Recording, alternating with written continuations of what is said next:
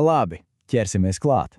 Tālumā dziļi kosmosā. Šobrīd risinās neticams stāsts. Mūsu Saules sistēmā ir ielidojis trešais starpzvaigžņu objekts, kāds jebkad atklāts, un tā nosaukums ir 3I Atlas. Un jāsaka, šis negaidītais viesis ir sacēlis īstu vētru, gan zinātnieku aprindās, gan, protams, arī visdažādāko spekulāciju cīnītāju vidū. Un, lai būtu pilnīgi skaidrs no paša sākuma, šis objekts nav mūsējais. Tas nav dzimis mūsu Saules sistēmā, nē, tas ir īsts starpzvaigžņu ceļotājs, kas pie mums atlidojas no nezināmiem kosmosa dziļumiem. Un tas, protams, nozīmē, ka tas nes sevī noslēpumus par to, kā veidojas citas pasaules. Un tas pārvietojas, ātrums ir vienkārši prātam neaptverams. Iedomājieties, aptuveni 220 000 km/h attiecībā pret Sauli. Tas ir tik ātri, ka mūsu Saules gravitācija to nespēja pat piebremzēt, kur nu vēl noturēt. Šis viesis ir te tikai uz īsu brīdi. Tas palidos garām un nekad vairs neatgriezīsies. Un lūk, te arī sākas pats galvenais jautājums. Vai šis 3I atlases ir vienkārši, rets, dabisks kosmosa ceļotājs, sena komēta no kādas tālas zvaigžņu sistēmas, vai tas varētu būt kaut kas vairāk, kaut kas radīts? Tieši šis jautājums ir sašķēlis viedokļus un ir visa šī stāsta pamatā. Ir svarīgi saprast, cik rets notikums tas ir. Šis ir tikai trešais apstiprinātais starpzvaigžņu ciemiņš, kas ielidojas mūsu Saules sistēmā.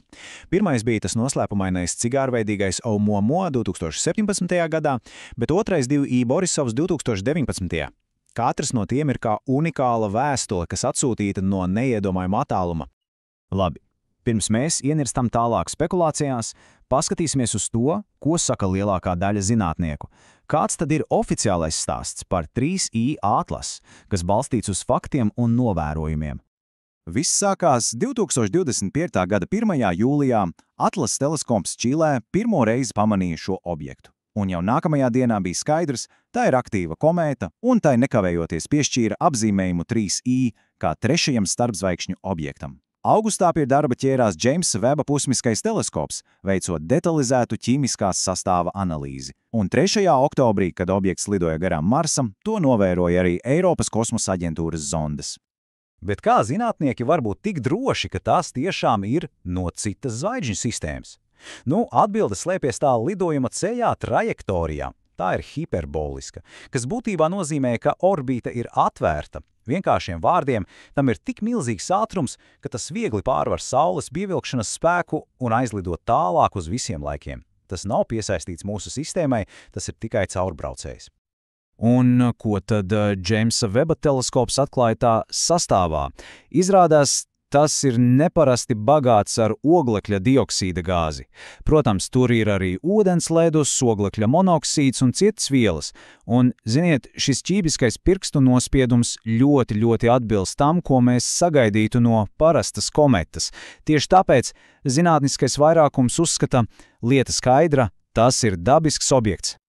Bet stāsts ar to nebeidzās, jo tagad ir pienācis laiks parunāt par tām dīvainībām, kas neļauj šo lietu tik vienkārši nolikt malā.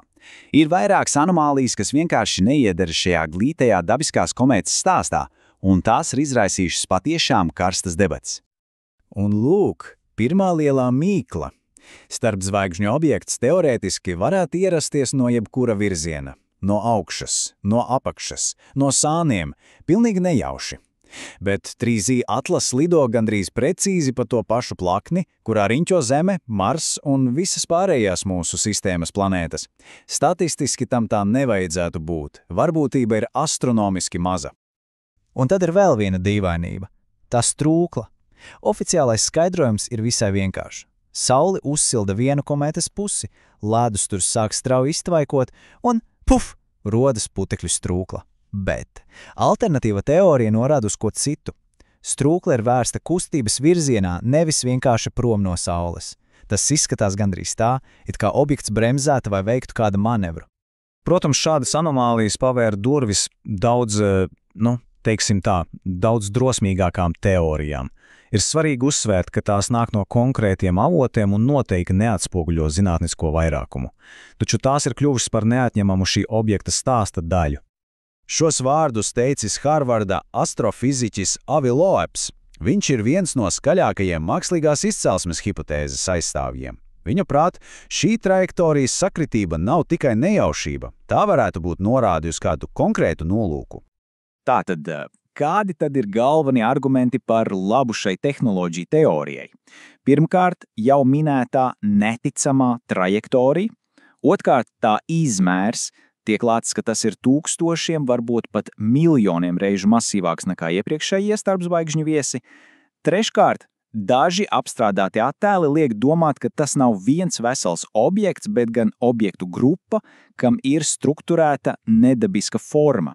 Un visbeidzot, tā tuvošanās Saulei ir ideāls brīdis, lai izmantotu gravitāciju un kādu dzinēju, lai... Un tieši tad, kad šķiet, ka dīvaināk vairs nevar palikt, daži spekulatīvi avoti šo stāstu padara vēl sarežģītāku. Tie apgalvo, ka Atlas nav viens. Tiek zinots par otru, vēl lielāku objektu ar nosaukumu C2025 R2 Swan, kas arī tuvojas Saulei pa citu trajektoriju. Un šī teorija iet vēl tālāk, zīmējot ainu, kas ir kā no zinātniskās fantastikas filmas. Atlas tiek dēvēts par izlūku, kamēr Swan par cietoksni. Saskaņā ar šo teoriju to atšķirības ir milzīgas, sākot no korpusa materiāla līdz pat enerģijas avotiem, kuru jauda mērāma 1000 gigavatos. Vēlreiz jāuzsver, tam nav nekāda zinātniska apstiprinājuma, bet tas ir stāsts, kas ir izveidojies ap šiem objektiem. Tātad, kā lai mēs uzzinām patiesību? Kā lai atšķir faktus no fantastikas? Labā ziņa ir tā, ka stāsts vēl nav beidzies. Zinātnieki visā pasaulē jau gatavojas nākamajiem mēnešiem, lai beidzot atrisinātu šo mīklu. Atzīmējiet kalendāros 3 kritiskus datumus. 29. oktobrī objekts sasniegs perihēliju, savu tuvāko punktu Saulei. Tas ir izšķirošs brīdis, lai pamanītu jebkādas novirzes no aprēķinātās trajektorijas. 19. decembrī tas būs vistuvāks Zemei, un tā būs labākā iespēja iegūt augstas izšķirtspējas attēlus. Un nākamā gada martā, kad tas lidos garām Jupiteram, kosmosa zonde Juno varētu to novērot un, kas zina, varbūt pat mēģināt uztvērt kādus radiosignālus. Un, protams, lai piešķiltu visam vēl lielāku intrigu, tieši šobrīd, šajā kritiskajā periodā, objekts atrodas aiz Saules, mums no Zemes tas ir neredzams. Mēs esam tādā kā kosmiskā gaidīšanas spēlē, līdz tas atkal parādīsies mūsu redzeslokā. Tātad, kas galu galā ir 3i/Atlas? Vai tā ir sena dabiska relikvija, kas miljardiem gadu ceļojusi no savas dzimtās, varbūt jau mirušās zvaigžņu sistēmas, vai tas ir pirmais taustāmais pierādījums tam, ka mēs neesam vieni? Atbildes tuvojās, un kosmos iespējams drīz atklās vienu no saviem lielākajiem noslēpumiem.